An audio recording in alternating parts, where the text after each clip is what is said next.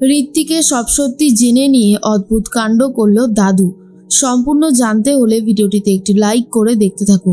গল্পের শুরুতেই দেখা যায় পারুল সবার সাথে কথা বলতে থাকে আর বলে, আজকে যদি টগর এই বাড়ি থেকে বেরোয় না, আমি সবাইকে বলে দিচ্ছি যে ও যেন আর এই বাড়িতে ফিরে না আসে। তখনই টগর বলে, আরে রাখ রাখ তোর বাড়িঘর, আমি আর এখানে ফিরে আসতেও চাই না, শর্ত আমি এক্ষুনি এখান থেকে চলে যাব। এরপর পারুল আটকাতে চাইলেও কোনো কথা না শুনেই চলে যায় টগর। মল্লার তো খুব ভেঙে পড়েছে। মল্লার তখন বলে, ছেড়ে দাও পারুল, যেতে দাও। যে ভালোবাসতে জানে না তাকে কি আর জোর করে আটকে রাখা যায়? আমিও পারলাম না টগরকে আটকে রাখতে। তখনই পারুল বুঝতে পারে আজ যেটা করলো টগর সেটা যে কত বড় একটা ভয়ঙ্কর ক্ষতি নিজের, সেটা হয়তো এখন বুঝতে পারলো না, কিন্তু একদিন ঠিকই বুঝবে, এমনটাই ভাবছিল। এর মাঝখানেই দেখা যায় শিরিন বুঝতে পারে চলে এসেছে টগর।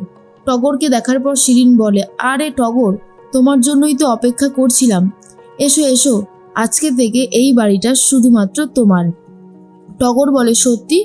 এটা আমি কখনোই ভাবিনি যে একটা বাড়ি হয়ে যাবে আমার। তখন শিরিন বলে, দেখো, তোমাকে তো আমি খুব ভালোবাসি, তোমার জন্য যদি এইটুকু করতে না পারি তাহলে আর কি বা করলাম। এই সবটা তোমার জন্য।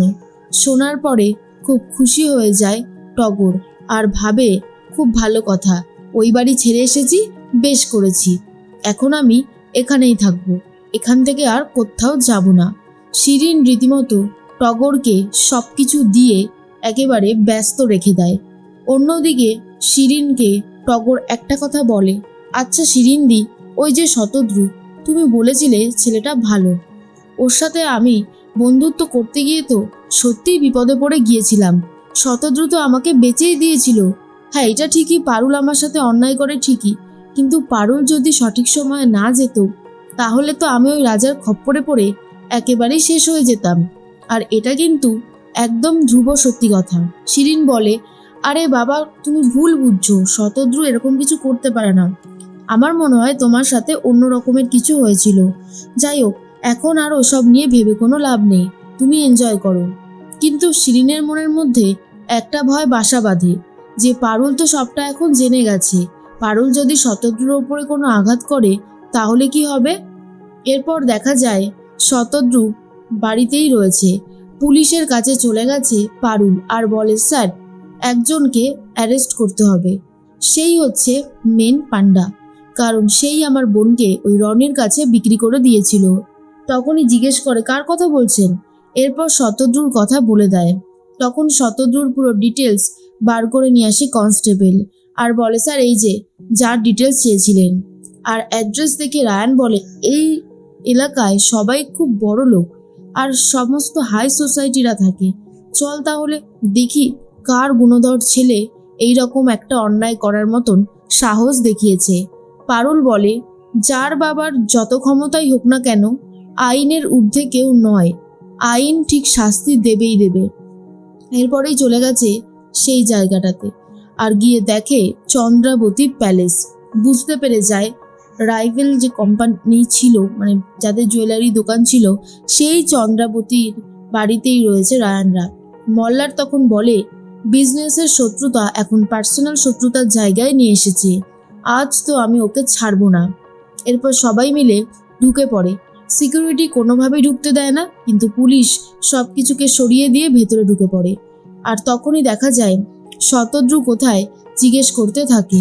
এরপর যখন শতদ্রু বেরোয় তখন ফটাফট কয়েকটা মেরে নেয় আগে। আর তখন চলে আসে চন্দ্রাবতী আর বলে, আমার নাতির গায়ে হাত তোলা, এত বড় ক্ষমতা, সাহস কে দেখালো শুনি? তখন কনস্টেবল বলে, ম্যাডাম, আপনার নাতি যে খারাপ কাজগুলো করেছে সেটা কি আপনি জানেন? কিন্তু কিছুতেই বিশ্বাস করতে চায় না চন্দ্রাবতী ম্যাডাম যে তার নাতি এরকম কিছু খারাপ কাজ করতে পারে, আর বলে, আমার নাতি কখনোই এরকম খারাপ কাজ করতে পারে না। তখনই পারুল বলে, করেছে, আপনার নাতি এরকমই একটা খারাপ কাজ করেছে, এই তো সামনে দাঁড়িয়ে আছে, জিজ্ঞেস করুন, তাহলেই তো উত্তরটা পেয়ে যাবেন। তখনই শতদ্রু ভাবে, কি করব আমি এখন, কি বলে ম্যানেজ করব, কিছুই তো বুঝতে পারছি না। চন্দ্রাবতী বলে, আমার নাতি এরকম কিছু করেনি আর এটা আমি জানি। পারুল বলে, কি করেছে আর কি করেনি সেটা তো সময় বলবে প্রমাণ সমেত, কিন্তু এখন ওকে গারদে নিয়ে যাওয়া হবে। চন্দ্রাবতী বলে, আমার নাতিকে আমারই সামনে দিয়ে চৌকাঠ পেরোতে আমি দেব না পুলিশের হাত ধরে। তখন পারুল সপাটে এক কষিয়ে চড় মেরে বার করে দেয় আর বলে, নিন, এবারে বার করে দিলাম, হয়েছে তো? চন্দ্রাবতী তো খুবই রেগে যায় আর বলে, তুমি কে? তোমার সাহস দেখে আমি অবাক। পারুল বলে, আপনি হয়তো জানেন না, স্বর্ণময়ী জুয়েলার্স চেনেন নিশ্চয়ই, আশুতোষ বাবু, আমি তারই নাতবউ। আর এটা শোনার পরে চন্দ্রাবতী ম্যাডাম আরও বেশি করে রেগে যায়, কিন্তু পারুল ভাবে খেলাটা এবারে জমবে, এই শতদ্রুকে আমি শাস্তি দিয়ে তবেই ছাড়ব। পারুলকে অপমান করতে থাকলে রায়ান বলে, শুনুন, আপনারা তো এই দেশেরই নাগরিক, তাই ভুল করলে এই দেশের যা রুলস আছে সেই অনুযায়ী আপনারা শাস্তি পাবেন। এটাই তো সিম্পল ব্যাপার, তাই না? খুব রেগে যায় চন্দ্রাবতী আর বলে, সাহস দেখে অবাক হয়ে যাচ্ছি, কি ভেবেছো তোমরা এইভাবে পার পেয়ে যাবে? কখনো না। এর মধ্যেই মৈনাক বলে, পারুল, ছবিটা দেখো, ওটা ঋত্বিকবাবু না? ঋত্বিকের ছবি দেখার পর পারুল জিজ্ঞেস করে, এই ছবিতে যিনি রয়েছেন ইনি আপনার কে হয়? আর তখনই ঋত্বিকের মা বলে, ও আমার বড় ছেলে ঋত্বিক সান্যাল। আর এটা শোনার পর পারুলও রীতিমতো অবাক হয়ে যায়, কারণ ঋত্বিক বাবু তার নিজের পরিচয় গোপন করেছে, নিজের পরিচয় দেয়নি। তখন রায়ান বলে, বাঘের ঘরেই ঘুঘের বাসা, আজ ওই ঋত্বিক বাবুকে উচিত শিক্ষা দিয়ে তবেই ছাড়বো। এর মধ্যেই ঋত্বিক চলে গেছে বাড়িতে, অর্থাৎ রুক্মিণীর বাড়িতে, আর গিয়ে বলে, রুক্মিণী, একটা সর্বনাশ হয়ে গেছে। রুক্মিণী তখন বলে, কি হয়েছে? ঋত্বিক বলে, চন্দ্রাবতী জুয়েলার্সের সাথে তোমাদের শত্রুতা আছে আমি জানি, কিন্তু তোমাকে ভালোবাসার জন্য আমি সত্যিটা বলতে পারিনি, আমি ওই বাড়ির বড় ছেলে। আর এটা শোনার পর রুক্মিণী অবাক হয়ে যায়, বুঝতে পারে এবারে একটা গন্ডগোল হতে চলেছে। তারপরেই চলে এসেছে সবাই, আর এসেছে আশুতোষ বাবু, আর বলে, তোমার এত বড় সাহস যে তুমি নিজের পরিচয় গোপন করে আমার রুকু দিদির সাথে সম্পর্ক তৈরি করেছো? এরপর পারুল আর রায়ানরাও চলে এসেছে। তখনই দাদু এক সপাটে কষিয়ে চড় মারে ঋত্বিককে আর বলে, মিথ্যে কথা বলেছো কেন? এরপর পারুল বলে, দাদু একটু শান্ত হন, এরকমভাবে রাগারাগি করে কোনো সলিউশন হবে না। দাদু তখন বলে, কি করে শান্ত হব পারুল দিদি? যে অন্যায় এই ছোকরাটা করেছে তাতে কি সত্যি শান্ত থাকা যায়? রায়ান বলে, আমি শুধু জানতে চাই কেন আপনি নিজের পরিচয় গোপন করেছেন?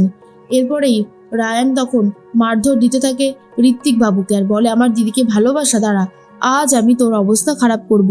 এরপর রুক্মিণী নিজের থেকেই প্রতিবাদ করে আর বলে, দাঁড়া রায়ান, এইভাবে কোনো কিছুর সলিউশন হয় না। ঋত্বিক বাবু আগে আমাকে ভালোবেসেছিল ঠিকই, এখন আমিও ঋত্বিক বাবুকে ভালোবাসি। আর এটা শোনার পরে বাড়ির সবাই খুব অবাক হয়ে যায়। আর অন্যদিকে রায়ানরা ঋত্বিক বাবুকে ধাক্কা দিয়ে ঘর থেকে বার করে দিতে চায়। আর তখনই চলে এসেছে ঋত্বিকের ঠাম্মি সেই চন্দ্রাবতী, যাকে দেখার পর দাদু আরও বেশি করে রেগে যায়।